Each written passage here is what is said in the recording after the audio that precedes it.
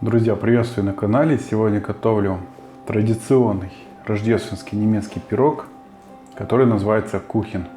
В Германии он подается на Рождество и является национальным блюдом, национальной выпечкой в этой стране. Пирог получается очень нежный и вкусный. Готовится пирог из простых и доступных продуктов, а все особенности рецепта смотрите в рекомендациях. Для пара молоко необходимо 100 грамм отделить в отдельную емкость и подогреть, чтобы оно было теплое, но не сильно горячее, чтобы дрожжи не погибли. Подогревать не выше 40 градусов. Молоко можно подогреть как на плите, так и в микроволновке. Для приготовления опары в теплое молоко добавляют дрожжи. Добавляю столовую ложку сахара с общего количества. Добавляю столовую ложку муки с общего количества. Перемешиваю ингредиенты. Накрываю полотенцем опару и убираю в теплое место, чтобы она поднялась. Для приготовления штрезеля в масло добавляю муку и сахар. Перетираю руками до получения штрезельной крошки. Масло для приготовления штрезеля обязательно должно быть охлажденное. Штрезель готов.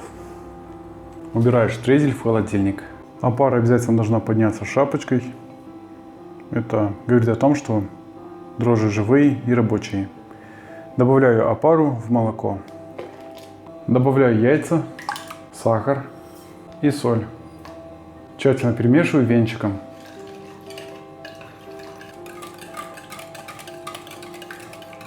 Добавляю растопленное сливочное масло и всыпаю сразу всю муку. Перемешиваю ложкой до получения дрожжевого теста. И как только основная часть муки вмешалась в тесто, домешиваю тесто венчиком, чтобы разбить мучные комочки. Если у вас есть миксер, можете воспользоваться миксером.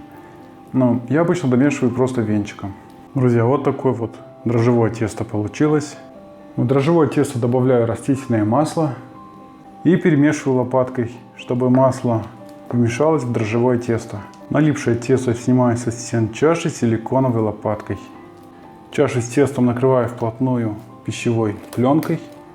Если у вас нет наличия пищевой пленкой, закрыть можно целлофаном или плотным пакетом. Главное, чтобы не было сквозняков.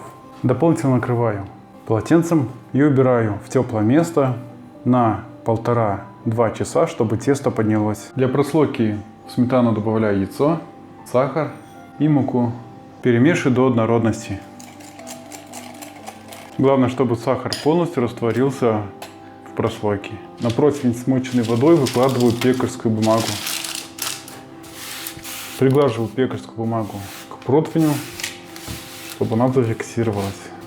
Дрожжевое тесто хорошо поднялось. Обратите внимание, как оно увеличилось в объеме. Еще раз его промешиваю.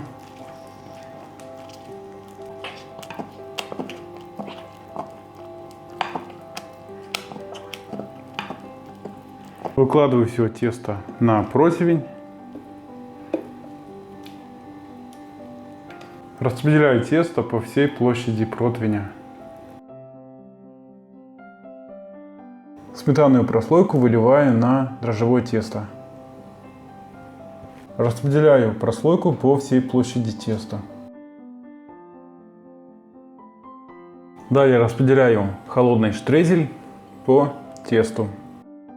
Противень с тестом убираю в заранее загретую до 180 градусов духовку на 30 минут.